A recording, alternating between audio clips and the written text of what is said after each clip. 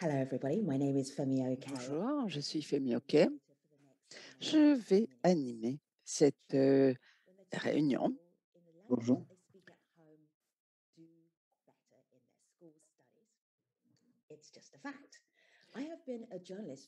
Je suis journaliste depuis longtemps, depuis une décennie. Et il y a 15 ans, je faisais un reportage en Afrique du Sud. On avait mis au point un clavier qui était plein de caractères où apparaissait la langue des enfants. Et tout à coup, les choses se sont améliorées. Les enfants comprenaient ce qu'on leur disait et pouvaient répondre dans leur langue. La Banque mondiale a sa première proposition de politique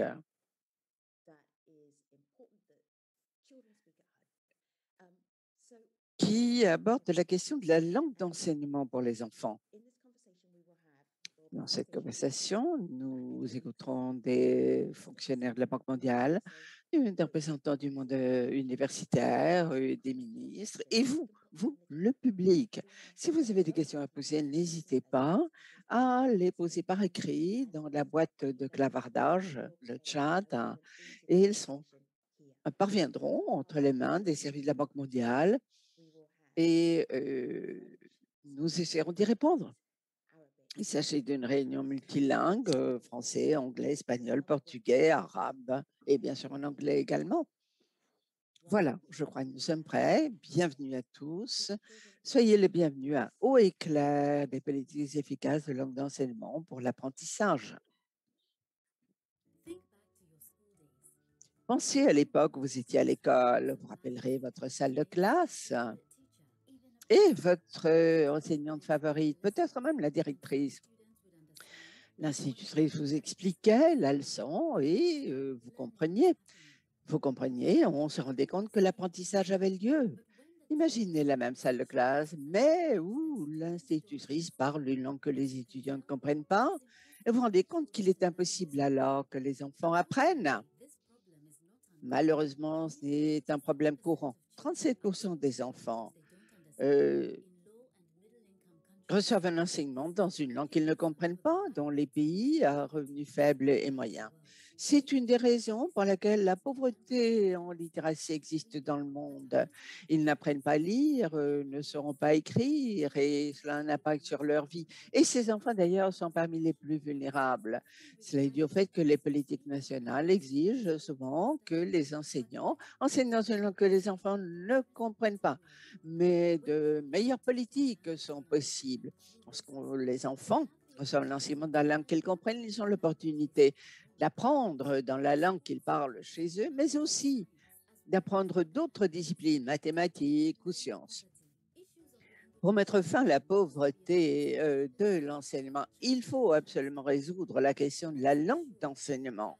Assurons-nous que tous les enfants reçoivent un enseignement dans une langue qu'ils comprennent.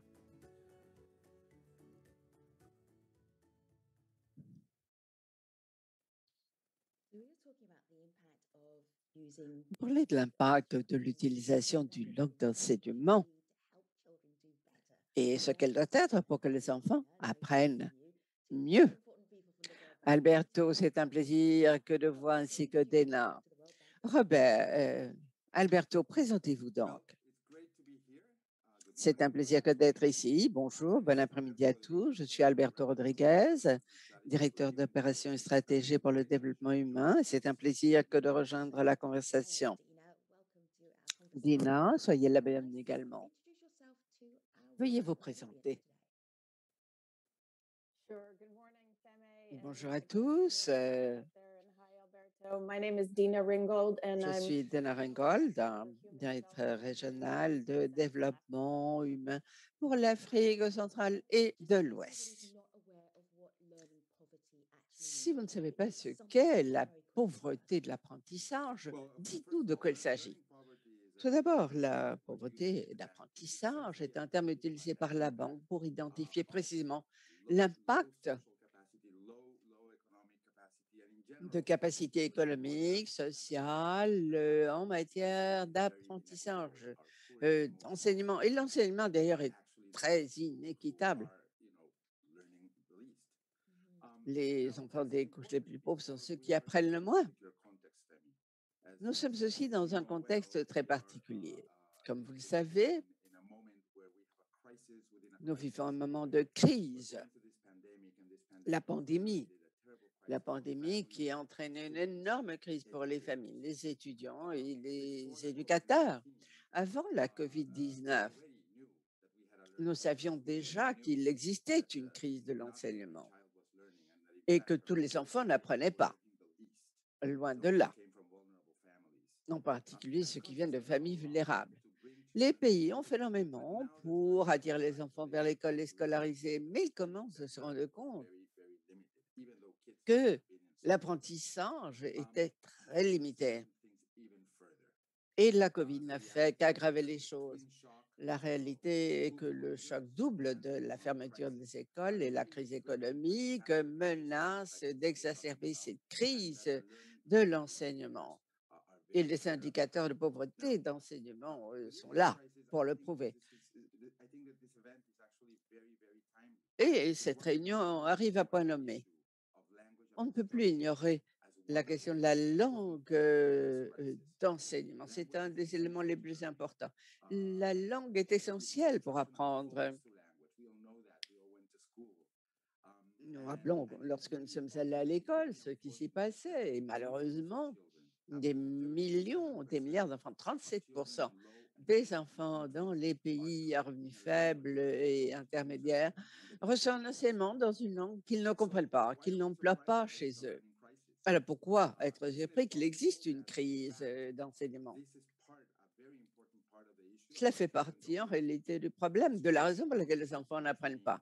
Bien sûr, il faut former les enseignants, améliorer les programmes de cours, tout cela est vrai. Tout cela peut aider à améliorer l'enseignement, mais la langue d'enseignement est tout à fait au cœur de la crise de l'apprentissage. Et c'est la raison pour laquelle tout cela est important.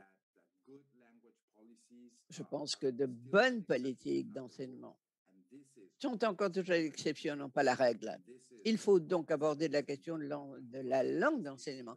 C'est la raison pour laquelle cette réunion est importante. Dina, nous allons voir en détail le document de la Banque mondiale sur la langue d'enseignement, ce que cela signifie pour les décideurs, les politiques, les pays. J'ai lu ce document et on voit qu'il y a une corrélation entre la pauvreté de l'apprentissage et la langue d'enseignement. Ce n'est pas la langue dans laquelle ils ont grandi chez eux, à la maison. Et c'est un phénomène qui est vrai particulièrement en Afrique. Alors, pouvez-vous nous expliquer ce que sont ces difficultés de langue, le fait que les mathématiques, par exemple, sont enseignées dans une langue que les enfants ne comprennent pas? Pourquoi cela est-il là un défi énorme, surtout pour le continent africain? C'est une question tout à fait essentielle dans notre perspective en Afrique subsaharienne et dans toute l'Afrique centrale et de l'Ouest. Résoudre la crise d'enseignement dont vient de parler Albert est crucial et cela fait partie de nos stratégies, le capital humain, l'enseignement, l'éducation, pour la productivité, le développement et la croissance future des pays, pour les familles, pour les êtres humains. C'est tout à fait essentiel. Et ce que l'on voit dans le rapport, c'est qu'on ne peut pas faire de progrès et améliorer les résultats, les acquis scolaires sans prendre en compte la langue de l'enseignement. Dans la région par laquelle je travaille, la situation de l'enseignement est vraiment très sombre. 4 enfants sur 5 vivent dans ces situations de pauvreté, d'apprentissage. C'est également, en même temps, l'une des régions parmi les plus riches et les plus diverses pour ce qui est des langues. 5 langues officielles de la région, certes, mais le fait est qu'il y a 940 langues Et rien que pour l'Afrique centrale et de l'Ouest, et si on prenait la totalité du continent, 1300 langues différentes, et dont plusieurs d'ailleurs dépassent les frontières. Vous imaginez donc le défi que cela représente pour les décideurs. Ce sont des défis auxquels nous devons nous attaquer, car les enfants apprendront davantage si la langue d'enseignement est leur première langue. Alors, comment le faire? Comment former les enseignants? Comment sélectionner la langue de l'enseignement?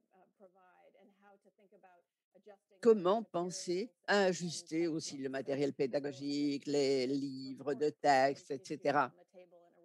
Tout cela sont des problèmes dont nous devons absolument parler. Dina, une question. Au Nigeria, il y a plus de 500 langues. Comment devraient fonctionner les écoles lorsqu'il y a tellement de langues qui sont parlées? Que faire? Que faire dans la pratique? Quel est ce défi? Excellente question. Une des choses que fait très bien le rapport, d'ailleurs, c'est d'examiner le problème d'abord, faire l'état des lieux, voir ce qui se passe au cours des premières années de vie.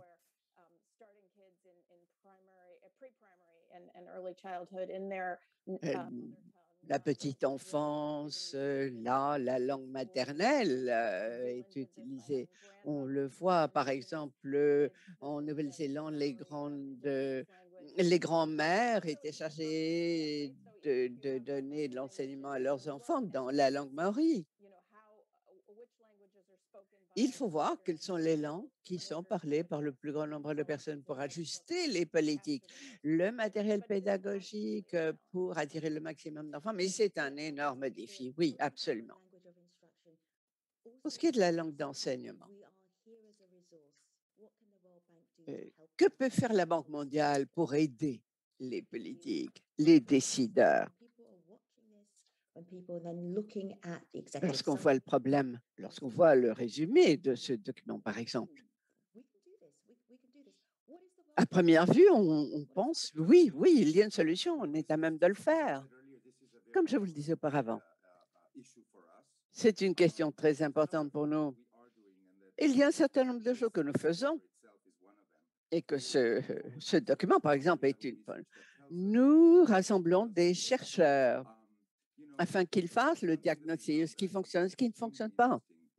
Une chose très intéressante, et que nous avons découvert, la meilleure façon pour qu'un étudiant apprenne une deuxième langue, c'est qu'ils aient une base forte dans leur langue maternelle. On comprend parfaitement bien qu'un parent qui souhaite que leurs enfants apprennent l'anglais parce qu'ils y voient une valeur. Mais les chercheurs montrent que ce n'est pas choisir entre cela et la langue maternelle. On peut faire les deux. Et les deux, d'ailleurs, se renforcent réciproquement. Donc, il y a un élément technique qui existe et la recherche l'a prouvé. Mais ce n'est pas une question qui est limitée à l'aspect technique. C'est un engagement de toute la société qui est nécessaire, car c'est un problème qui peut être tout à fait personnel, voire politique. La langue est un outil utilisé pour atteindre divers objectifs de société. Il faut qu'il y ait une conversation, un engagement, un accord de la population et au niveau du gouvernement. Donc, il y a deux problèmes. Engagement, il faut parler du problème. Et deuxièmement, l'aspect technique, la connaissance. Et la banque peut jouer important sur les deux volets. Rassembler, convoquer, contribuer à la discussion grâce à des recherches, à une connaissance, à des faits probants qui sont indispensables pour qu'il y ait une discussion en toute connaissance de cause. Créer un plan solide en matière d'enseignement et de langue d'enseignement est important et c'est ce qui permettra d'arriver au succès pour tous les étudiants. Et là, nous sommes à même d'aider. Oui, c'est le problème essentiel. La langue d'enseignement n'est pas limitée à une politique scolaire. Et c'est une chose qui a une influence sur l'ensemble du pays. Les enseignements veulent enseigner dans une langue que les enfants comprennent. D'autres gouvernements ne veulent pas. Il peut être meilleur pour un enfant d'utiliser à l'école la langue qu'il parle à la maison, mais ce n'est pas nécessairement la langue officielle du pays. Alors, que faites-vous dans ce cas-là? C'est un sujet qu'il est très difficile d'aborder, dont il est délicat de parler. Alors, que peut-on faire? Oui, c'est contradictoire, mais il faut revenir aux fondamentaux. Je crois que tout le monde, gouvernement local, national, tous nous voulons que les étudiants réussissent. L'objectif, le but, c'est que l'étudiant ait de bons résultats, qu'il soit heureux à l'école, qu'il soit actif, qu'il devienne un citoyen actif du monde en économie, en aspect sociétaire. Et une façon c'est de prendre en compte l'objectif ultime et à partir de là, retourner vers la base. Comment y parvenir? Et c'est là que nous constatons que les enfants connaîtront le succès à l'école si l'enseignement a lieu dans leur propre langue. Quoi qu'ils puissent apprendre d'autres langues aussi. C'est pour que je ne disais pas l'un ou l'autre. Non, c'est l'un et l'autre. Lorsque vous avez une base solide dans votre langue maternelle, plus facile et plus efficace d'apprendre alors une deuxième langue. C'est un consensus. Il faut y parvenir, mais il faut se focaliser sur l'objectif ultime et examiner les faits probants pour y parvenir. C'est tout à fait possible d'y parvenir. Merci Alberto, merci Dina d'avoir participé à la conversation. On a parlé de ce document de la Banque mondiale. C'est le premier, d'ailleurs. 104 pages en PDF. C'est le travail, non pas d'une personne, mais enfin, Jaime Saavedra va nous en parler. Merci Femi, directeur pour l'éducation de la Banque mondiale. C'est un document magnifique, accessible, 104 pages, oui, mais vous allez nous le présenter en quelques minutes maintenant. Merci. Tout d'abord, je vous remercie. Je vais essayer de partager mon écran. J'espère y parvenir. Voici, nous y sommes. Magnifique. Dans une large mesure, on peut se demander pourquoi avons-nous besoin d'un document et d'un séminaire à propos de quelque chose qui dit enseignons dans la langue que les enfants peuvent comprendre. Ça a l'air d'une évidence. N'est-il pas évident que les pays devraient le faire? Malheureusement, et on en a déjà parlé, il y a des problèmes techniques qui se posent et qui peuvent expliquer la raison pour laquelle cela ne se fait pas. Il y a des problèmes d'autre nature aussi. Donc, le problème, un tiers des enfants reçoivent un enseignement dans une langue qu'ils ne comprennent pas. Et il y a beaucoup d'enfants qui échouent dans le monde, qui n'acquièrent pas les connaissances fondamentales. Comme Alberto l'a dit, avant la pandémie, nous avons lancé ces chiffres, ce concept de pauvreté d'enseignement. Quelle est la proportion d'enfants qui ne sont pas à même de lire et de comprendre un texte très simple à l'âge de 10 ans? Le pourcentage devrait normalement être 0. Tous les enfants devraient être capables de lire et de comprendre à 10 ans. Malheureusement, 53% ne sont pas en mesure de le faire. C'est un chiffre extrêmement élevé. La plupart de ces enfants vont à l'école. Bon, il y en a qui ne fréquentent pas l'école, mais ils n'apprennent pas les fondamentaux. Et c'est vrai pour toute la région, comme vous le voyez. 21% en Asie de l'Est, 13% en Europe et Asie centrale, mais pratiquement 70% en Afrique subsaharienne, et puis voilà, je sais pas, l'Amérique latine, le Moyen-Orient, l'Afrique du Nord. Donc, c'est vraiment un chiffre énorme. Et cela montre qu'il existe une crise.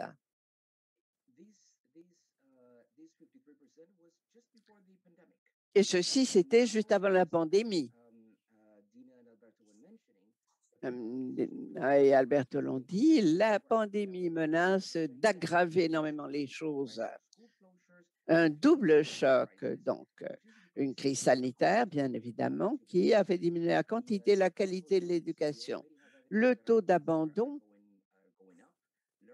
a augmenté et même 53% avant la crise va augmenter d'après nos simulations après ces longues fermetures d'écoles. Et le problème des pays est que ce chiffre de 51% peut même augmenter à 63%. Et c'est même peut-être une sous-estimation en raison des fermetures d'écoles qu'on a vues dans le monde entier. Malheureusement, l'impact n'est pas égal non plus. Certains enfants ont eu accès à l'enseignement à distance et d'autres non. Et cette crise de l'enseignement est liée à la langue. La langue que l'on parle à la maison, la langue appelée L1 par les spécialistes. C'est la langue que les enfants maîtrisent le mieux. Lorsqu'ils commencent à l'école, c'est indispensable qu'ils aient une bonne base pour commencer de lire, apprendre les mathématiques, etc. Qu'ils apprennent ce qu'ils sont supposés apprendre à l'école. Malheureusement, il y a pas mal de situations, de conditions d'apprentissage qui ne sont pas réunies en dehors de la diversité de langage, qui rendent les choses encore plus difficiles. Et 37%, un chiffre extrêmement élevé, dans les pays à revenus faibles et moyens, reçoivent un enseignement sur une langue qu'ils ne comprennent pas. Il y a donc une très forte corrélation entre la pauvreté de l'apprentissage et d'accord. Ok. il y a malheureusement des interférences dans le son. Il y a plusieurs micros qui sont ouverts en même temps. En Afrique subsaharienne, en Moyen-Orient, en Afrique du Nord, il y a un taux extrêmement élevé d'enfants qui ne reçoivent pas d'enseignement dans leur langue, et même en Amérique latine d'ailleurs. Le chiffre d'enfants qu'on donne l'enseignement dans la langue erronée est limité. Il y a très peu de pays, par exemple l'Argentine, la Colombie, où le problème de la langue d'enseignement n'est pas énorme. Mais il y a donc une énorme pauvreté d'enseignement. Si l'enseignement n'est pas imparti dans la langue que les enfants parlent chez eux, dans les écoles, si la langue n'est pas appropriée, eh bien, tout simplement, les enfants n'iront même peut-être pas à l'école. Ils ne parviendront jamais à acquérir les connaissances nécessaires. Mais il y a une meilleure façon de faire les choses. C'est un montage de politique, un ensemble de politiques qui permet de promouvoir la littératie. Les éléments essentiels doivent constituer ce montage, cet ensemble de mesures. Premièrement, un engagement politique. Un engagement politique. Et parfois, cet engagement politique, c'est une volonté de mesurer l'enseignement, même si les résultats sont mauvais. Mais c'est la seule façon de pouvoir choisir des objectifs. Il faut aussi offrir un appui aux enseignants. Troisièmement, il faut qu'il y ait des textes de qualité. Il faut aussi que l'enseignement se fasse dans la langue que les enfants parlent et qu'ils comprennent le mieux. Il faut aussi faire participer les parents. Si tout cela se fait, la recherche a démontré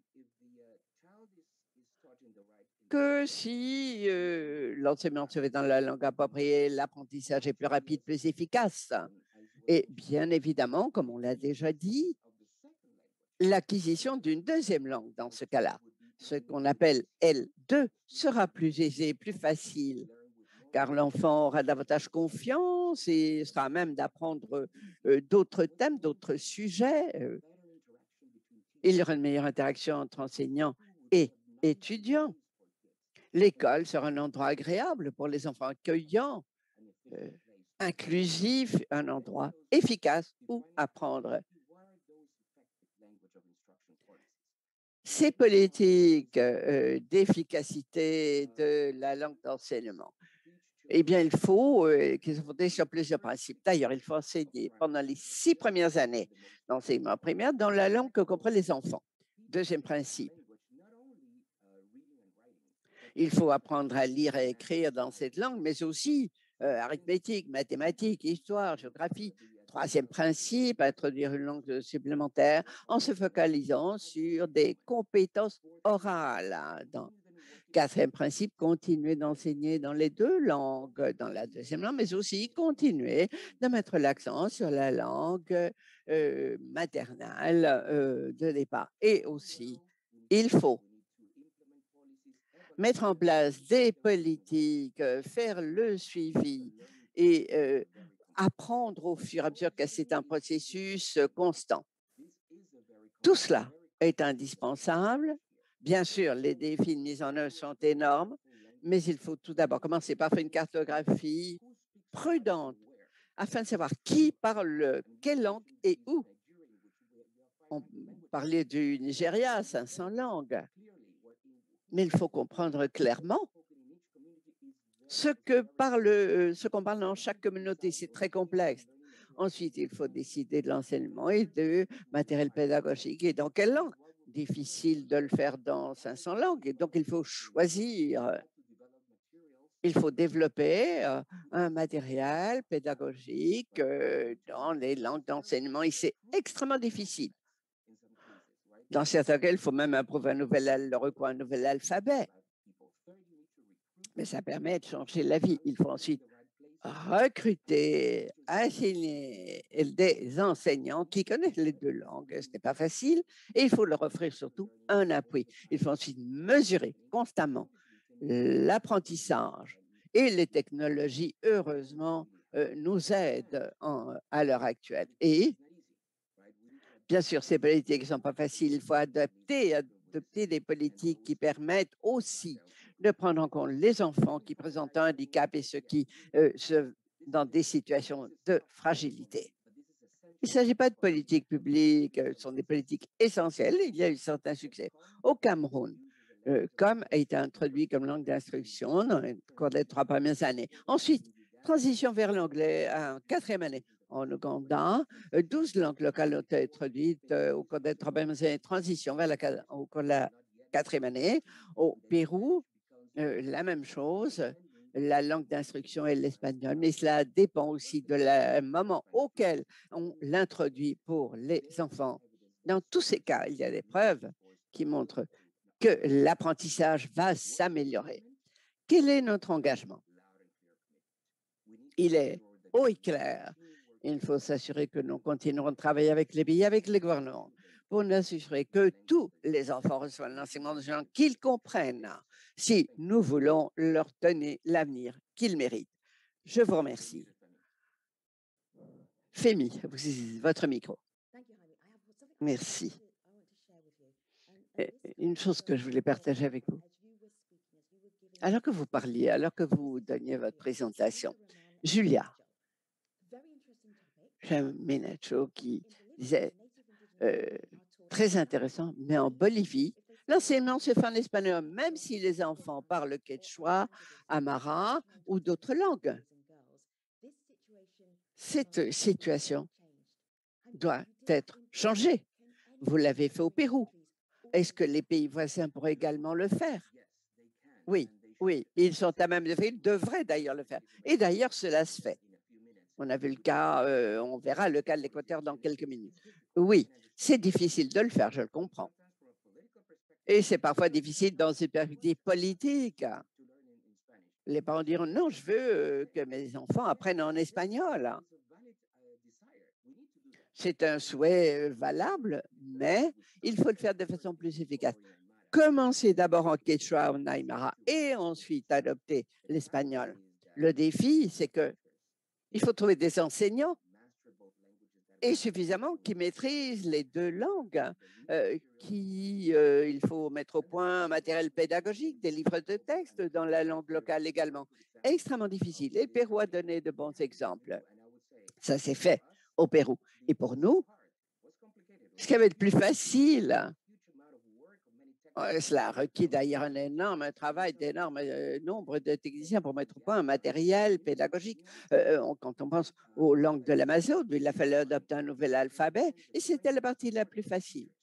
Et la partie la plus difficile et complexe, c'est de trouver des enseignants, de leur offrir un appui. Cela implique une action au niveau de l'ensemble du pays et cela prendra du temps, mais il faut le faire. Jaime va revenir vers la fin du programme. Nous allons avoir 2 tables rondes de discussion. La première va se consacrer au défi, la langue d'enseignement dans les différents pays, comment les différents pays affrontent ce problème. La deuxième table ronde va se concentrer sur la mise en œuvre, comment le faire.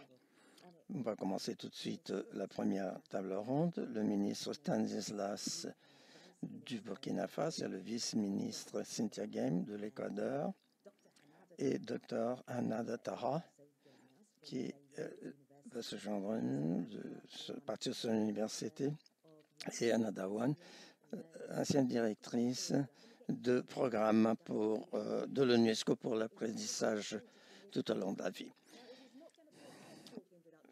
Ce n'est pas un TED Talk, type d'émission, mais vous allez faire une brève présentation et votre connexion avec la langue d'enseignement et pourquoi cela est important pour vous. Le ministre Amara du Burkina Faso. Présentez-vous et puis... Okay, oui, merci beaucoup. Je vous remercie pour l'organisation de cette rencontre sur l'introduction et l'utilisation des langues nationales ou des langues maternelles, il faut le dire ainsi, dans le système éducatif. Alors, je suis Stanislas Ouareau, ministre en charge de l'éducation, mais l'appellation même du ministère ici, c'est le ministère de l'Éducation nationale, de l'alphabétisation et de la promotion des langues nationales. Et ce qui traduit la volonté du gouvernement, en fait, de promouvoir donc les langues nationales, au-delà de leur utilisation dans l'éducation, promouvoir, valoriser et surtout protéger les langues nationales pour éviter qu'elles disparaissent, comme cela est le cas dans beaucoup de pays. Alors, il faut dire que la première difficulté au Burkina Faso, elle est relative au nombre de langues. So, Minister, if I may, I'm going to say hello to your other co-panelists and then I will come back to you. OK, d'accord. But I love how enthusiastic you are to get to the challenges. I will come back to you. OK, thank you. So we move on to the Vice Minister, Cynthia. Maintenant, nous allons donner la parole à la vice-ministre de l'Équateur, Madame Sophia. Présentez-vous et expliquez-nous pourquoi la langue d'enseignement est si importante dans votre pays.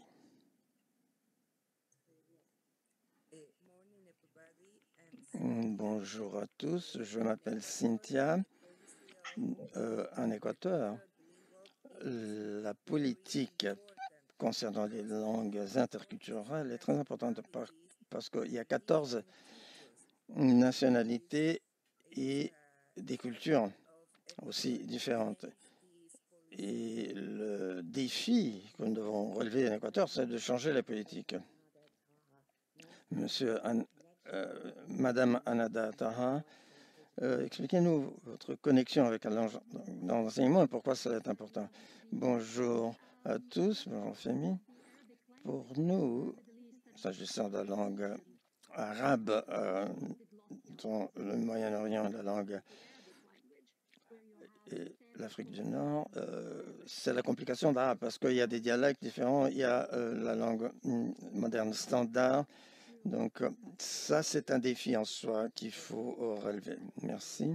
Monsieur Adama Ouane, merci de votre patience, votre lien et connexion avec la langue d'enseignement et pourquoi cela est important pour vous. Je suis, toute ma carrière, je l'ai consacrée donc à la question des langues dans l'enseignement, dans mon pays en tant que chercheur et plus tard en tant que ministre de l'Éducation. Et sur le plan international avec l'Institut de l'UNESCO pour l'apprentissage tout au long de la vie. Cette question, elle est fondamentale et je suis très heureux d'entendre la Banque mondiale parler aujourd'hui haut et fort pour mettre fin au statu quo. Merci. Minister Orare, let's go back to you. Ministre Orare, quels sont les avantages d'enseigner les enfants dans une langue qu'ils comprennent au Burkina Faso? Quels sont les avantages? Alors, il faut dire qu'au Burkina Faso, il y a plusieurs avantages. Le premier avantage, c'est que ça permet de réduire le temps d'enseignement pour les élèves de l'enseignement primaire. Vous savez que le cycle primaire au Burkina Faso est de 6 ans, normalement. Et lorsque donc, nous enseignons dans la langue, donc on va dire dans la langue officielle, qui est le français, et la langue donc, maternelle, qui est la L1, ça nous permet de réduire le temps d'enseignement dynamique. Agora sim. Pode passar. Donc, au lieu de faire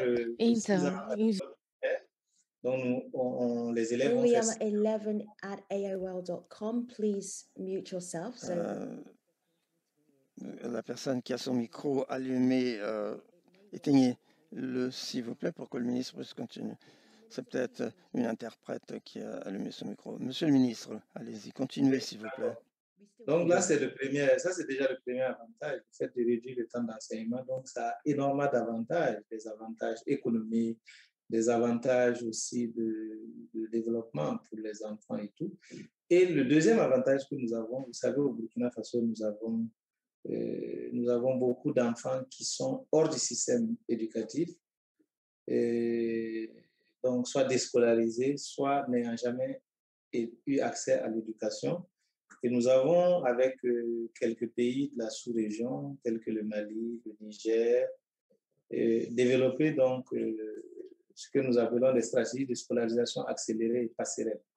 Nous récupérons ces enfants, nous leur donnons une éducation sur une année, et cela leur permet de rattraper donc, une année de scolarité ou 2 ans de scolarité. Donc, c'est la stratégie de scolarisation accélérée passerelle, la SSAP. Et la première année de scolarisation, elle se fait, c'est 9 mois de scolarité, mais les 2 premiers mois, l'enseignement est développé dans la langue maternelle de l'enfant.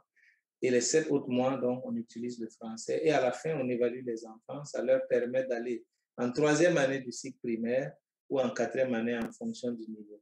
Donc, c'est dire toute l'importance de l'utilisation des langues maternelles dans le système éducatif. Et pour terminer, moi, je suis enseignant-chercheur de mathématiques à l'université. Et ce que je vais dire est important. Vous savez, pour le développement, pour la compréhension des mathématiques, les calculs se font avec des bases. Donc, dans certaines langues, c'est en base 5. Il y en a, c'est en base 10. Il y en a, c'est en base 20.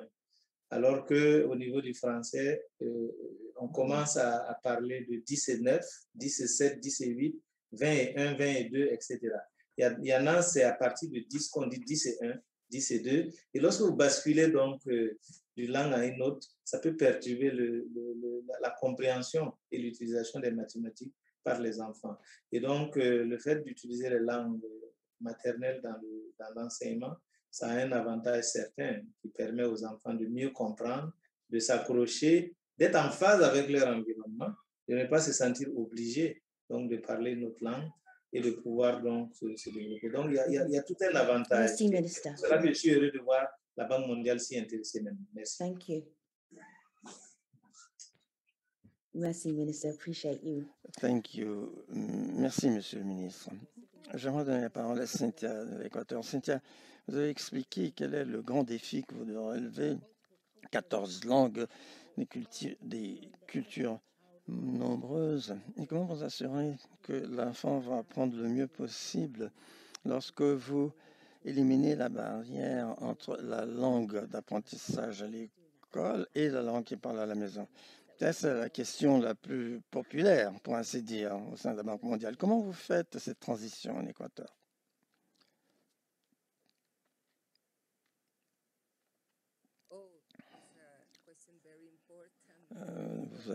Vous posez une question très importante. Dans le ministre de l'Éducation en Équateur fait la promotion de l'utilisation de la langue, de leur culture dans le système d'éducation. se concentrant aussi sur la production du matériel didactique dans le pays, dans les 14 langues. Et par ce biais-là, on essaye d'inclure toute la connaissance culturelle et ancestrale de nos populations dans un cadre éducatif. Donc, nous avons un cursus qui englobe les 14 cursus nationaux et la langue de base pour l'éducation initiale. Nous avons un secrétariat pour le système éducatif bilingue qui doit coordonner, évaluer, gérer la politique des langues d'enseignement.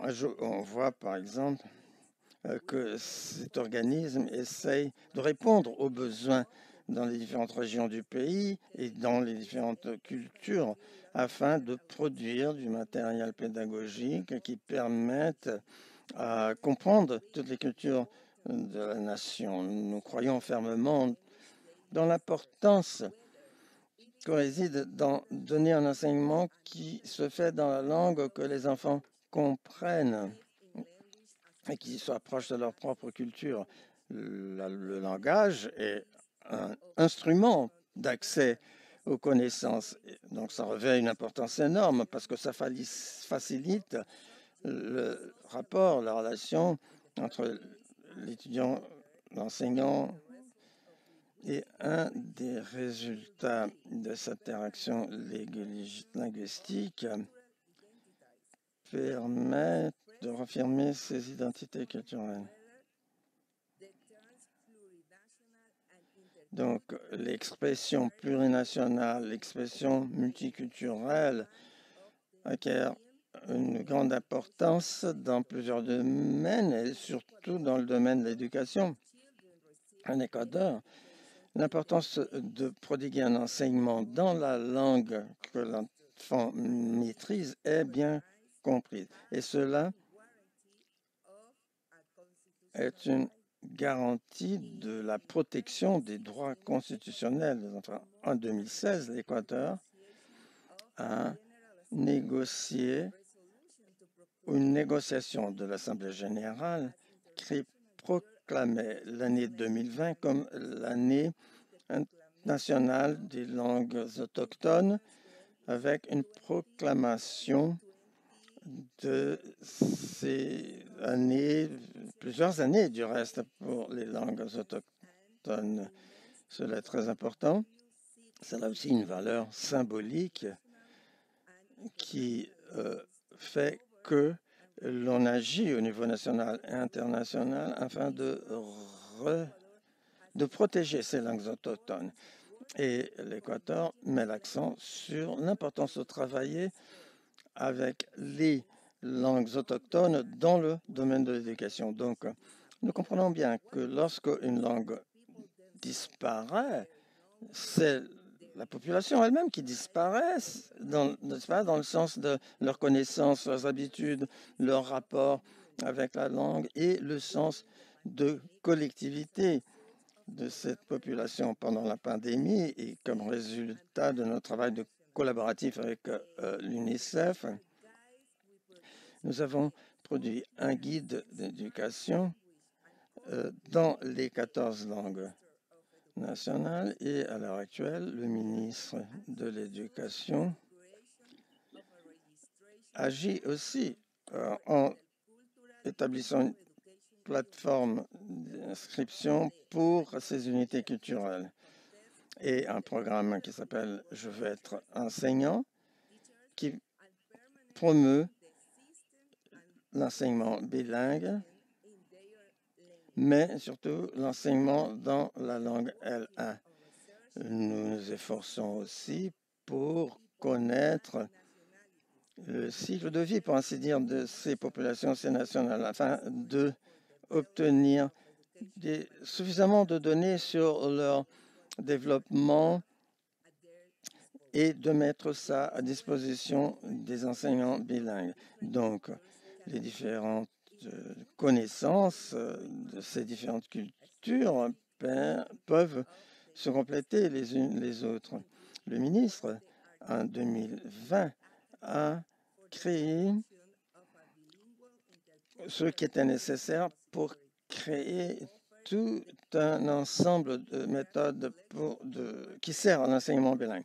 Matériel bibliographique, de langue au bilingue, et aussi matériel pédagogique aussi. Dans la région d'Afrique du Nord et le Moyen-Orient, il y a l'arabe qui est parlé à l'école et aussi à l'école, mais ce n'est pas aussi simple que ça, c'est beaucoup plus compliqué. Si vous parlez l'arabe, vous connaissez, vous savez pourquoi il y a cette difficulté avec la langue. Vous avez, Anada, fait beaucoup de recherches sur cette question, beaucoup avant que la Banque nous publie ce document. Vous avez donc, vous pouvez nous expliquer votre recherche, faire des suggestions? L'arabe qui est parlé à la maison, l'arabe qui est pratiqué à l'école, par exemple, quelles en sont les différences? Merci, Fanny, c'est une question excellente. L'arabe est une langue agnostique, c'est-à-dire il y a l'arabe standard qu'on apprend à l'école, mais à la maison, on parle dans le dialogue du pays, qu'il soit le Liban, l'Égypte, l'Arabie saoudite.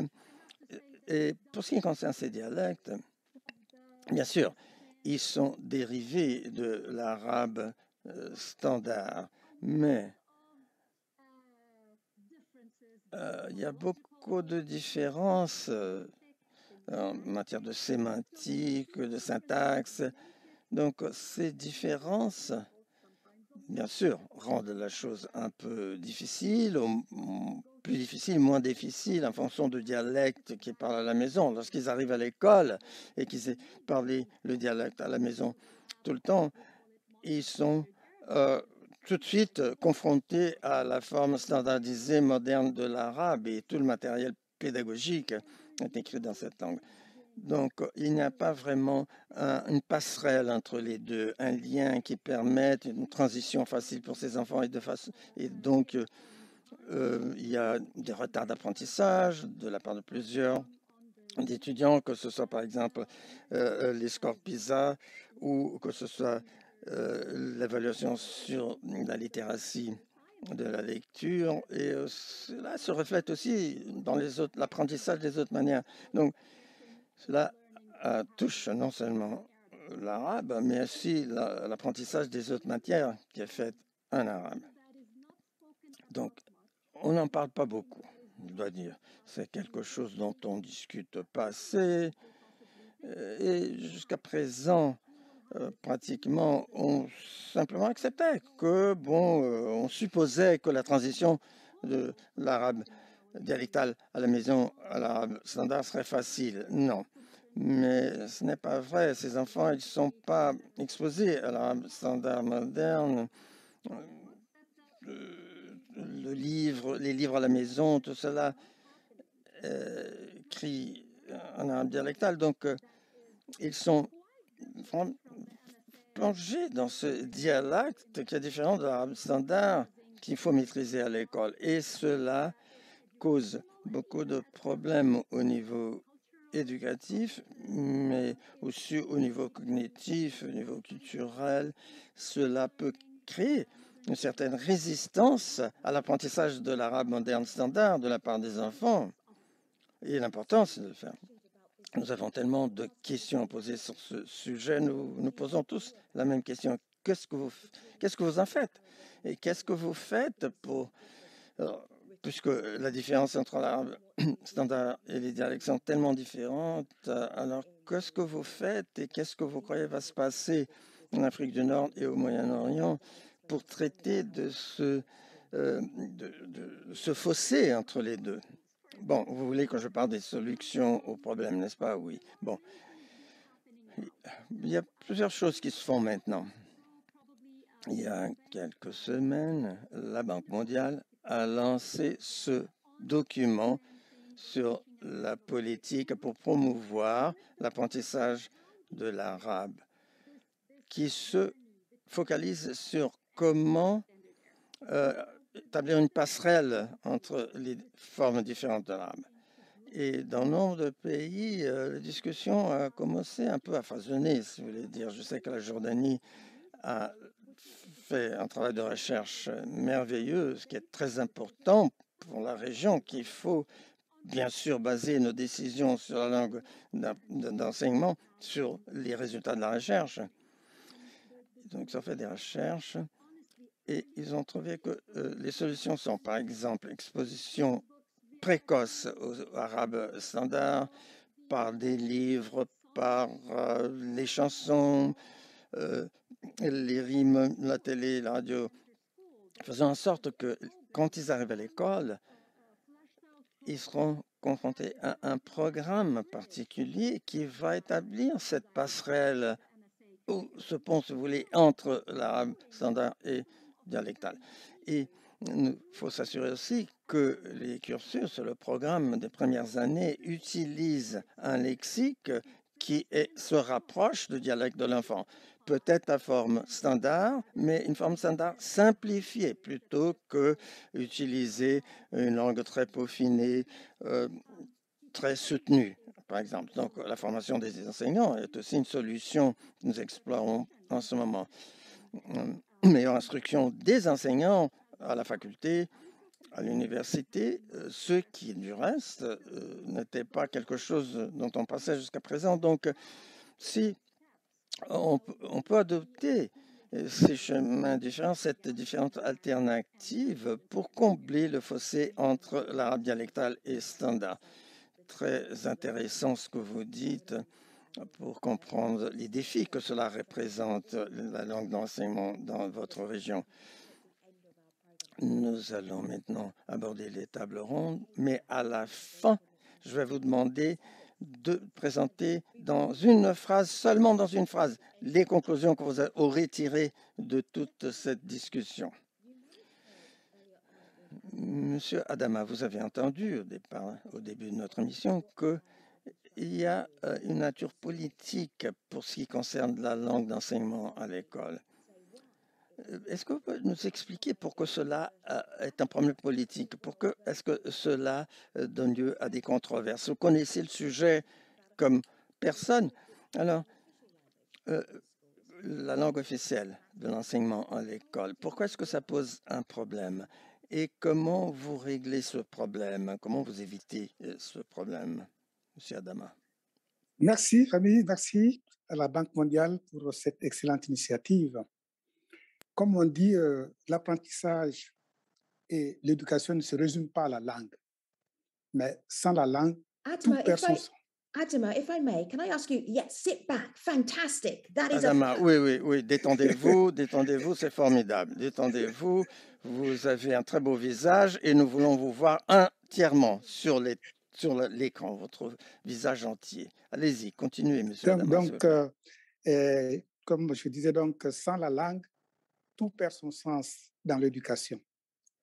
Il est encore étonnant, je dirais même déroutant de voir que malgré la quasi-unanimité et des preuves et expérimentations, il y a encore des résistances farouches à la question de l'utilisation des langues. On dit souvent qu'il n'y a pas de politique de langue dans beaucoup de pays. En fait, cette absence de politique est aussi une politique. La question, c'est qu'il y a une série d'arguments autour desquels il y a une résistance, y compris de la part des parents, des enseignants, des partenaires techniques et financiers. On parle très souvent de l'épouvantail de la multiplicité des langues. On parle de la nature multiethnique des zones urbaines. On parle aussi du faible taux de technicité ou de technicalisation dans les langues et parfois même qui n'ont que des traditions orales. On parle du statut, évidemment, des langues qui sont reléguées au second plan, l'hostilité des populations qui s'opposent à l'apprentissage dans leur langue. Il y a le manque, évidemment, de personnel, de matériel, de moyens. Il y a les coûts qui sont supposés être élevés, voire exorbitants. Il y a surtout les effets négatifs à long terme, soi-disant, sur les élèves et les apprenants. Donc, les opinions erronées qui sont justement fondées sur ces préoccupations de bon sens ne résistent pas à la recherche, à la pratique et quotidienne. Et on l'a vu et des chercheurs y ont travaillé à longueur de journée et sur des années. Donc, la question, il faut reconnaître aussi que les langues ne sont égales que devant Dieu et les linguistes. Il y a des langues qui ont un pouvoir d'attraction, un pouvoir de prestige lié à leur circulation, à leur histoire, à leur tradition. Et c'est normal qu'il y ait un attrait. C'est normal que les gens, mais les plus pauvres, veuillent être alphabétisés dans ces langues-là. Mais la question, c'est que on a pensé que tout apprentissage dans les langues de moindre importance était du temps perdu pour l'acquisition des langues de grand rayonnement, donc une perte de capital humain, une perte aussi d'employabilité. En réalité, on a même posé la question, vous voulez le bonheur de votre enfant ou le rayonnement de votre langue? La question n'est pas là. Et c'est ce que le document de la Banque mondiale a également prouvé maintenant, qu'il ne s'agit pas de choix. Ce n'est pas et ou, mais et, comme j'aime souvent le dire. Donc, la question, c'est, il ne s'agit pas d'exclusion de langue, mais plutôt de construire avec la première langue les fondamentaux et beaucoup plus, et d'apprendre une autre ou d'autres langues pour les besoins de communication, pour les besoins, disons, de la vie, pour les besoins du travail. Donc, l'acquisition par les élèves de compétences dans la première langue pour la scolarisation est un atout majeur pour eux, pour le système éducatif, pour l'inclusion et la cohésion sociale, pour l'autonomie individuelle et la résilience collective, tout simplement pour l'avenir de la société. Adama, thank you so much. Merci beaucoup. Certains enseignants se préoccupent parce qu'ils savent que les élèves apprennent mieux quand on les enseigne dans la langue maternelle, mais il y a un défi à se faire. Qu'est-ce que vous dites aux parents et aux enseignants qui connaissent cette problématique? Comment vous faites pour les encourager à faire l'enseignement? Je vais parler un peu anglais pour vous dire que les enseignants ont raison lorsqu'ils se préoccupent à enseigner dans des langues qu'ils ne connaissent pas non plus eux-mêmes très souvent.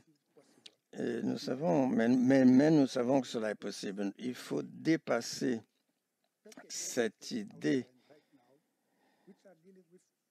et penser en termes de pédagogie, de la méthodologie de l'enseignement et créer une véritable écologie de l'apprentissage qui visera à faciliter l'acquisition des connaissances. Donc, le défi consiste en ceci. On peut enseigner dans n'importe quelle langue, pourvu que nous ayons le bon matériel didactique, la bonne technique et que l'enfant soit motivé suffisamment pour apprendre des connaissances essentielles. Merci beaucoup, Adama. Je vais poser une question maintenant à Cynthia et au ministre et l'autre ministre. La question était formidable et elle touche vraiment le cœur de ce problème. Pourquoi est-ce qu'il y a des pays qui font l'enseignement dans la langue du colonisateur? Pourquoi est-ce que cela se passe, ce lieu? Enfin, c'est une question qui me passionne. Cynthia, je veux une réponse directe qui ne soit pas embellie ni rien, directement, franche. Pourquoi est-ce qu'on enseigne dans la langue du colonisateur qui, pendant le siècle 18e, 19e siècle, allait partout dans le monde à coloniser les gens? Bon, cette question est essentielle parce que, par exemple, l'Équateur a été colonisé par les Espagnols. Et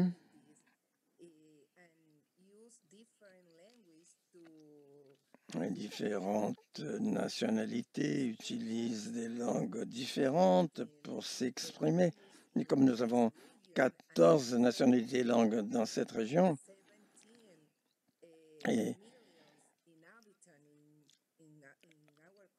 Et dans certains cas, 17 millions de personnes parlent ces langues. Donc, harmoniser tout cela est très difficile chez nous. Mais maintenant, nous devons vivre dans ces cultures différentes. Donc, il est très important pour le ministre et cet aspect est très important pour le président de l'Équateur aussi. Merci. Bon, enfin, l'ironie, c'est que moi, je m'exprime ici en anglais. C'est une ironie, franchement. Tout ce que je le dis en anglais. Oui, c'est une deuxième langue. En Équateur aussi. Everybody learn English. Et tout le monde apprend l'anglais en Équateur à l'école. Of population as Of different course, cultures. I'm fuming. Oui, oui, en effet, oui. C'est très important. Oui, je suis très heureuse que ce soit maintenant un mouvement dont nous soyons conscients. Alors, j'en reviens, ministre. Dans votre titre de votre profession, vous êtes chargé d'éducation. Alors, monsieur le ministre, pourquoi en Afrique continue-t-on dans beaucoup de pays d'enseigner dans la langue du colonisateur et non pas dans la langue des habitants du pays? Allez-y, allez-y, monsieur le ministre. Oui, ok. Donc, je pense que c'est tributaire aussi du passé que les différents pays ont eu avec le colonisateur, où l'éducation avait un objectif clair, c'était de former donc des personnes à même d'accompagner le colonisateur dans les affaires qu'il faisait dans les différents pays, des traducteurs, des interprètes et tout. Et après cela, donc, on est passé à un autre type d'éducation et les différents pays ont commencé à faire des efforts. Mais il faut dire qu'il y a une difficulté fondamentale dans les pays. En Équateur, on parle de 14 langues. Nous avons 69 langues. Et dans les langues, il y a des dialectes. Lorsque les dialectes, donc les différences entre dialectes ne sont pas prononcées, on peut considérer que c'est une seule langue. Mais quand c'est prononcé, ça peut être plusieurs langues. Et dans ce cadre-là, justement, on peut dire qu'on a plus que 69 langues. Et on ne peut pas avoir un consensus national sur une langue parmi les 69. On va créer des frustrations. Et donc, c'est pour cela que il faut aussi continuer d'utiliser donc des langues pour être dans le système de mondialisation. Ça peut être l'anglais ou autre, mais il faut utiliser les autres langues. Et donc, nous avons opté, et beaucoup de pays le font, pour le bilinguisme. Donc, le bilinguisme. Mais en même temps, il faut que ces différentes langues-là soient codifiées et qu'elles puissent être utilisées. Nous, aujourd'hui, nous avons 25 langues qui sont utilisées dans l'éducation non formelle. Pour l'éducation et l'alphabétisation, nous avons 12 dans l'enseignement bilingue. Et donc, il y a un travail à faire. Donc, je pense qu'à ce stade, il ne faut pas dire que peut-être abandonner le français ou l'anglais ou le mandarin pour une langue nationale donnée, mais il faut valoriser les différentes langues en faisant en sorte que ces langues, à côté donc des autres langues, puissent cohabiter de façon à ce que nous puissions être dans le monde globalisé, que nous puissions protéger et défendre. Merci, Minister. Thank you so much. All right, merci, Minister. Okay, so. Merci, monsieur le ministre. Bien, c'était la première table ronde. Les défis et la façon dont les pays, les régions ont choisi leur langue d'enseignement. La deuxième table ronde va regarder strictement à la mise en œuvre. Comment faire les choses? Comment parvenir à faire les choses?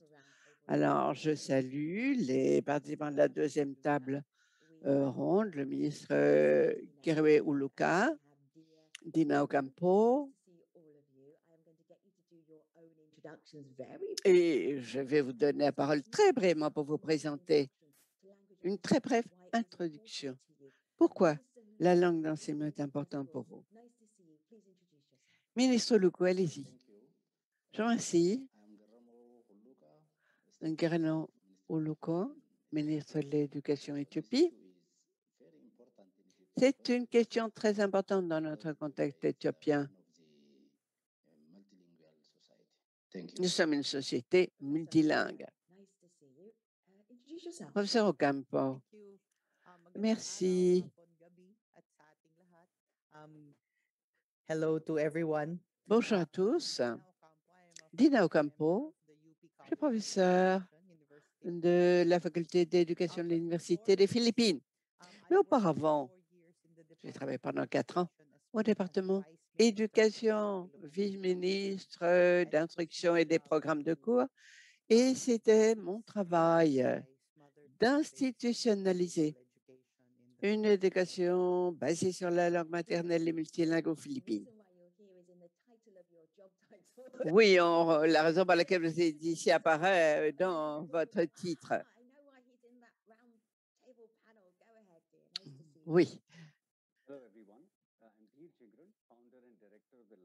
Dhir Chingran, fondateur, directeur de la Fondation de la langue. Tous les enfants doivent avoir des compétences solides dans leur propre langue et pour se développer à tout leur potentiel. Non, tout cela nous relie étroitement à ce dont nous parlons aujourd'hui. Bien, ministre, je commence par vous. Il y a des langues multiples en Éthiopie, des groupes ethniques tout aussi nombreux. Et l'instruction en langue maternelle est extrêmement importante. Alors, comment êtes-vous parvenu à gérer la situation en Éthiopie? Quel exemple pourriez-vous expliquer et présenter aux autres pays? Nous n'entendons pas, Monsieur le ministre. Veuillez allumer votre micro, Monsieur le ministre. Voilà. Comme vous le savez, pays très peuplé, extrêmement divers, une société extrêmement diverse, 80 langues. Avant 91, nous n'avions qu'une seule langue. En 91, nous sommes passés à un système fédéral, ce qui a donné opportunité à l'utilisation de plusieurs langues comme langue d'enseignement en Éthiopie. En 94, une politique de formation. En 95, cette institution a donné garantie aux diverses régions, diverses nationalités, et leur permettait de choisir leur langue d'enseignement et leur langue officielle. Donc, cette opportunité a aidé l'Éthiopie à se doter de plusieurs langues d'enseignement. Nous pouvons enseigner des sujets différents dans 30 langues. Et dans 53 langues, nous pouvons également impartir un enseignement. 17 de ces langues sont enseignées depuis la première année jusqu'à la 12e année. Donc, depuis l'âge de 7 ans, vous pouvez bénéficier de cet enseignement. Nous fonctionnons de la sorte et nous essayons de faire le maximum, de mieux. Bien sûr, cela peut poser problème. En Éthiopie, nous avons également approuvé une politique de langue pour le pays. Et nous sommes en train de réexaminer nos politiques officielles à l'heure actuelle afin de voir comment nous pouvons gérer la langue d'enseignement et la question de la langue maternelle. Merci, ministre. Je reviendrai à vous. Professeur, vous avez fait énormément d'efforts pour que la langue d'enseignement corresponde à la langue dans laquelle les enfants vivent chez eux, qu'ils parlent à la maison. Alors, comment le faites-vous? Je vais essayer de vous le faire très rapidement. Nous avons plus de 170 langues aux Philippines. Et bien évidemment, ces langues sont parlées par énormément de personnes, alors que d'autres sont parlées par un groupe très, très limité de personnes. Certains groupes autochtones qui parlent des langues uniques et qui sont utilisées par ce seul groupe ethnique. Donc, il y a toute une gamme très diverse de nombre de personnes qui parlent certaines langues. On fait des recherches depuis des décennies. Et il y a toujours eu cette tentation de passer à l'anglais, de voir le philippin comme langue nationale pour l'apprentissage, pour l'enseignement. Pour le moment, nous sommes en faveur de l'éducation bilingue. Nous utilisons 19 langues d'enseignement depuis le jardin d'enfants jusqu'à la 3e année. Beaucoup de groupes autochtones ont leur propre version et ce que nous appelons contextualisation. Ce qu'a fait notre département, c'est de créer un matériel, des prototypes qui sont utilisés par les divers groupes de langues et qu'ils mettent dans le contexte, qu'ils localisent, disons, dans leur propre langue. Ou ce qui est encore mieux, ils créent leur propre matériel pédagogique. Une des choses que je peux vous dire, c'est que la mise en œuvre est très inégale. Et il y a un effort, bien sûr, un énorme effort. Mais c'est un effort qui doit être soutenu pour améliorer la mise en œuvre, la mise en pratique des produits qui sont nécessaires pour que les enfants puissent apprendre et pour que les enseignants puissent enseigner. Mais dans un pays aussi énorme, avec autant de langues, la mise en pratique peut être un gros défi. Certaines des choses que nous avons dû faire, qui sont mentionnées d'ailleurs dans le rapport, bien que notre cas est un petit peu différent. Nous n'apprenons pas seulement 2 langues. Quand j'ai lu le rapport, on mettait l'accent sur 2 langues essentiellement, mais la situation philippine est différente. Nous avons la langue locale, la langue maternelle, et puis il y a le philippin, et puis il y a l'anglais. Et j'écoutais la conversation. Vous posiez la question, pourquoi enseigner l'anglais? La langue de l'un de nos colonisateurs, car nous en avons eu 2 des coloniseurs.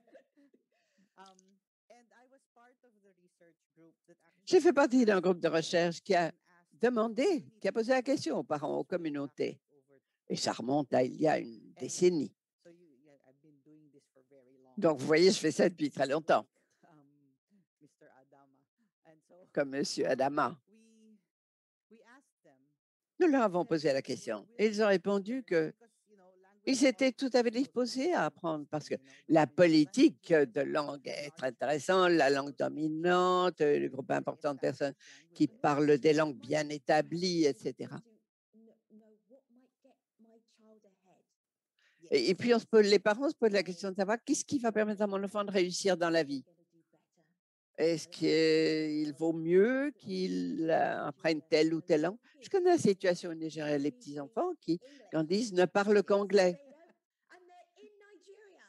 Et ils sont au Nigeria et ça me rend furieuse.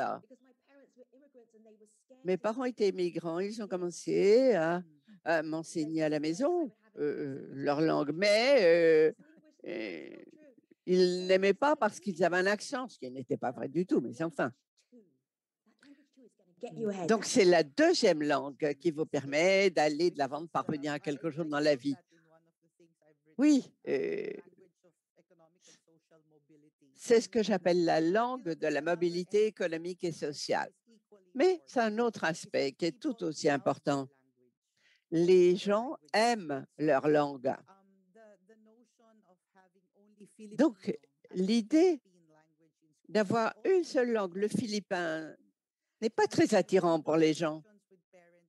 Et donc, lorsque la discussion avait lieu avec les parents, une des choses qui apparaissait, c'était si ma langue était enseignée à l'école, disons le cebuano ou l'organo, une des langues philippines, et si les enfants apprenaient également le philippin, et bien sûr, ils ne vont pas abandonner l'anglais parce qu'ils veulent que leurs enfants apprennent l'anglais. Dans ce cas-là, les politiques doivent écouter, doivent entendre les aspirations des parents. Et cela ajoute à la complexité qui est la nôtre aux Philippines.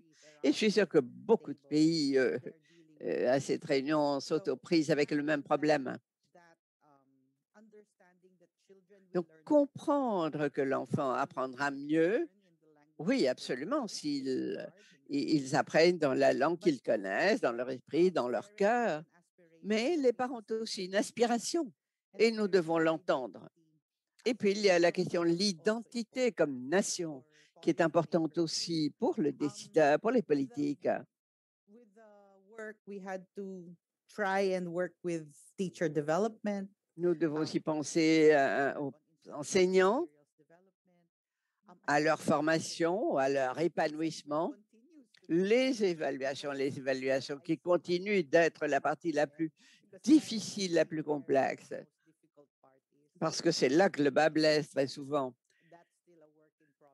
Et c'est toujours un travail qu'il faut accomplir.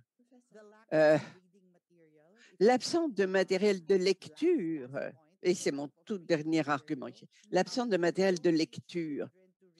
Nous n'enseignons pas aux enfants à lire pour lire simplement. Non, ils doivent apprendre à lire pour être heureux, pour qu'ils s'aiment eux-mêmes, pour qu'ils acquièrent cette identité. Mais cela veut dire aussi qu'ils doivent apprendre à comprendre d'autres communautés, à comprendre l'autre, à comprendre autrui.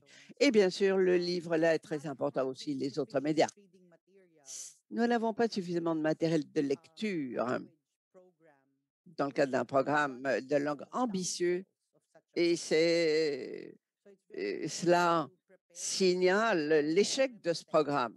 Je ne parle pas de livres de texte, je parle de livres heureux, contents pour les enfants. Oui, se perdre dans un livre. Oui, c'est pour cela que nous leur enseignons à lire. Cette question de savoir pourquoi on lit, quelquefois j'oublie de me la poser. Quand quelquefois, mon petit me dit « J'adore la lecture, c'est formidable ».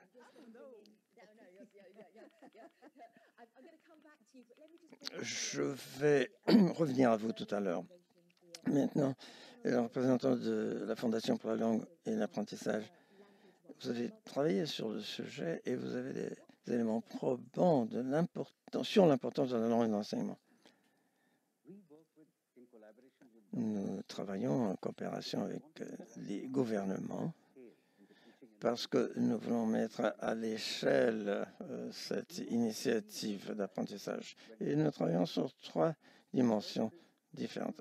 La première, c'est le développement professionnel à l'intérieur du système d'éducation, former les professeurs, les enseignants, les administrateurs en matière d'éducation, les proviseurs, tout ça, pour sensibiliser ces personnes pour qu'ils acquièrent ce qui est nécessaire pour travailler dans l'éducation. Parce que ce n'est pas tout simplement les compétences et les connaissances, mais les langues non dominantes devraient trouver leur place dans la salle de classe. Ce que nous faisons, nous proposons des cours de formation de durée différente sur le langage synchronique, asynchronique, des ateliers, partageons tout cela sur WhatsApp et nous publions des documents.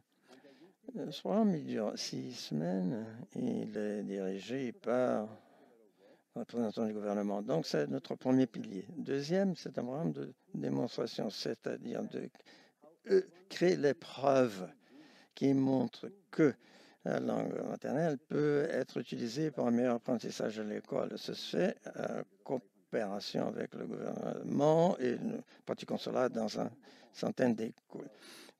L'autre pilier, c'est la réforme du système. J'ai travaillé au gouvernement pendant 25 ans, mais ne disons pas, représentants du gouvernement, nous sommes là pour vous réformer. Non, nous utilisons notre travail. Cela ne causerait pas un bon effet, hein, ce ne sera pas très facilement accepté. Donc, nous avons ces programmes de démonstration qui permettent de former les professeurs avant qu'ils ne rentrent dans la carrière, c'est-à-dire, et à ce moment-là, on va parler de la diversité linguistique et l'éducation multilingue. Et donc, les acquis scolaires, par exemple, sont importants et il faut s'assurer donc que la langue utilisée doit être prise en compte. C'est la langue que l'on va utiliser pour recruter les enseignants, c'est important. Il y a ces 3 piliers de travail pour provoquer, si vous voulez, des changements dans le système. Une chose que Madame la professeure a citée, c'est les obstacles à la mise en œuvre.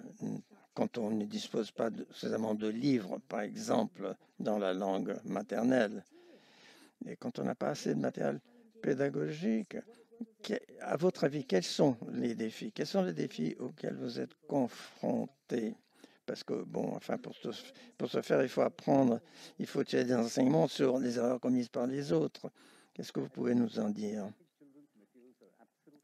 Je crois que le matériel pédagogique est essentiel, doit être simple, intéressant, amusant. Cela est très important pour l'apprentissage. Ce qu'au fond, nombre de entités de société civile, c'est de produire de bons matériels. Mais ce qui est très important, et c'est que cherche le gouvernement, c'est est-ce que ce matériel est lié au cursus? Est-ce qu'il est lié à les acquis scolaires? Ce qu'on veut, c'est de développer ou d'élaborer du matériel qui sont liés au programme d'enseignement et que ce matériel sert à améliorer le niveau d'apprentissage. J'aimerais revenir au ministre de l'Éducation de l'Éthiopie. Une question très intéressante.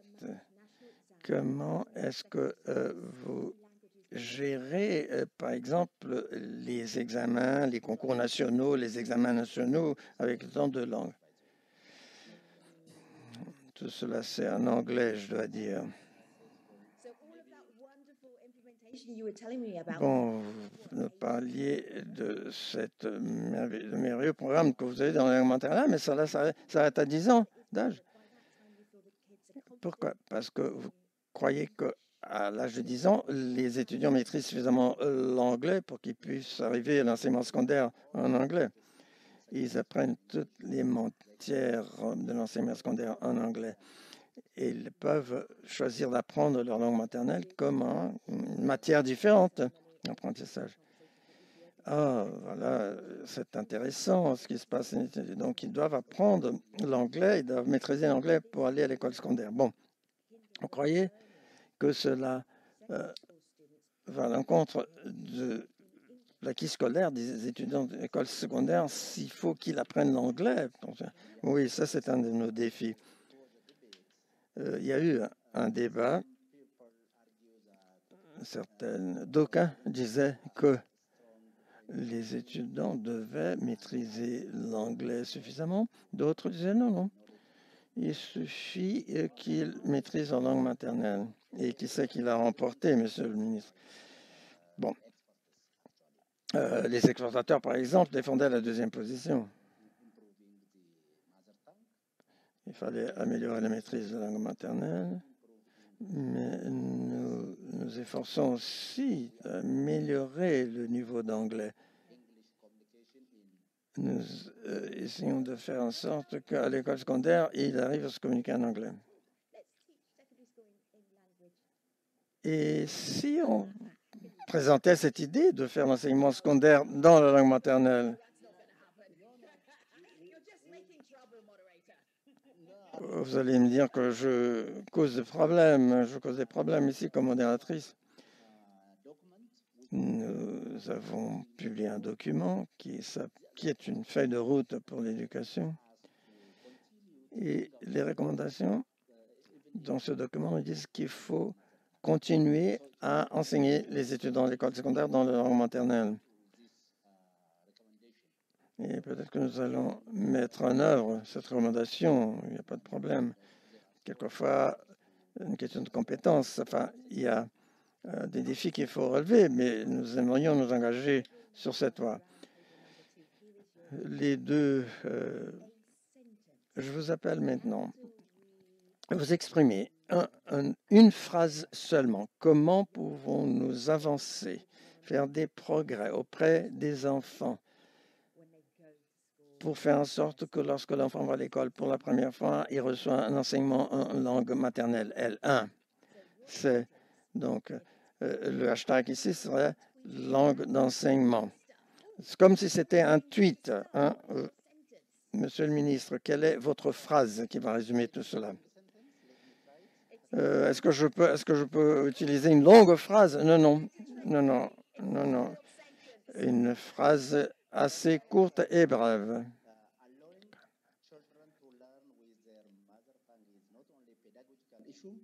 La question de l'enseignement de la langue maternelle n'est pas une question purement pédagogique, elle relève aussi des droits de l'enfant. Madame le professeur Ocampo, ce qu'on pourrait mettre sur un tweet, ma phrase serait montrer que cela fonctionne et puis ça va s'élargir.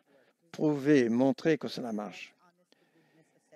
Et ça, vraiment, l'évaluation dont nous avons besoin.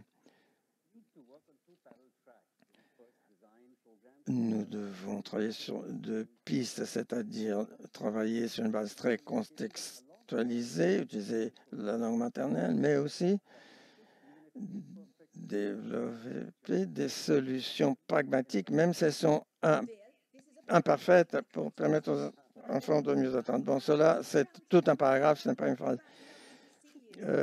Mettons aux membres de la première table ronde, ministre du ministère, une phrase seulement. Vous êtes un éducateur, c'est facile pour vous de dire tout cela en une phrase. Allumez votre micro, veuillez, monsieur le ministre. Une phrase qui nous va permettre d'avancer avec la langue d'enseignement. Une seule phrase. Alors nous, ici, nous avons, je pense, toutes les compétences et tout ce qu'il faut. Nous avons besoin d'un accompagnement, des efforts faits par le gouvernement et un seul partenaire qui nous accompagne, c'est la coopération suisse. Donc nous avons besoin d'accompagnement financier pour pouvoir développer les langues nationales dans l'enseignement. Thank you. Cynthia, I know you can rise to this challenge. Cynthia, vous êtes à la hauteur du défi. Quelle serait votre phrase? Cynthia est-elle toujours parmi nous? Elle s'est enfuie parce qu'il y a trop de pression ici. Allez-y. Je crois qu'une exposition à l'anglais, à l'arabe standard serait vraiment la manière d'y arriver. Merci. Adama aussi, vous aussi, une phrase. L'éducation pour tous est possible si nous augmentons le nombre de langues d'enseignement. Je crois que nous avons donné la parole à tout le monde et maintenant je vais redonner la parole à Jaime. Jaime, je voudrais entendre vos réflexions à la fin de ces 90 minutes d'échange. Merci de votre rôle de modératrice qui a été excellent. Je dois dire qu'il va y avoir un résumé de ce rapport en portugais, arabe, anglais, français, wadizi, Hausa et Wolof. Et ce résumé sera publié en quechua et ourdou aussi dans quelques jours. Et on va essayer aussi de faire un yoruba. Merci beaucoup. Et en full day aussi, l'autre langue. Vous avez créé une émeute, Jaime. C'est un pas très important parce que finalement, nous traduisions en français, arabe, espagnol, mais pas dans les autres langues. Et c'est pour cette raison que nous allons le faire. Bon, cette conversation a été extraordinaire et voici quelques des conclusions. C'est difficile de trouver un équilibre parce qu'il en va de la politique, de besoin du marché de travail, comment les parents voient toute cette question, mais l'identité nationale aussi. Les enfants doivent sentir qu'ils sont pris en compte à l'école, qu'ils soient heureux. Donc, il faut équilibrer tous ces éléments pour que les enfants soient heureux lorsqu'ils vont à l'école. Il faut qu'ils apprennent dans leur langue maternelle. Donc, il faut équilibrer tous ces facteurs pour prendre les bonnes décisions. Deuxièmement, ce n'est pas un choix, ce n'est pas l'un ou l'autre. Il faut apprendre dans une langue ou dans une autre. Non, mais on peut apprendre initialement sur la langue L1, la langue maternelle, la langue de la maison. Cela va lancer les bases, planter le décor qui va nous permettre à l'élève d'apprendre non seulement dans une autre langue, mais dans 2 ou 3 autres langues. Donc, ce n'est pas un choix exclusif. Mais il faut reconnaître que cela n'est pas facile, qu'il y a un défi à relever. Ce n'est pas tout simplement le matériel de lecture qui doit être publié. Bon, cela doit exister aussi, mais doit former les professeurs, les enseignants, les instituteurs, tout un système qui appuie les enseignants dans plus d'une langue. Et c'est ça notre but. S'il y a une diversité linguistique dans un pays, il faut considérer, il faut inclure cette diversité linguistique et relever les défis, utiliser cette multitude de langues pour créer un meilleur avenir pour nos enfants. Le défi est énorme, mais nous devons absolument faire des progrès. C'est le travail de toute une vie pour Adama, par exemple, et pour le professeur Ocampo. C'est magnifique qu'il y ait des gens qui se soient attaqués à ce défi et en effet, leur vocation de toute une vie. Cela permettra à tous nos enfants de connaître un meilleur avenir. Ce n'est qu'un premier pas sur ce très long parcours, mais qui nous permettra de progresser et d'améliorer nos systèmes d'éducation. Je vous remercie. Magnifique. Table ronde numéro 1, table ronde numéro 2. J'ai beaucoup aimé vos questions.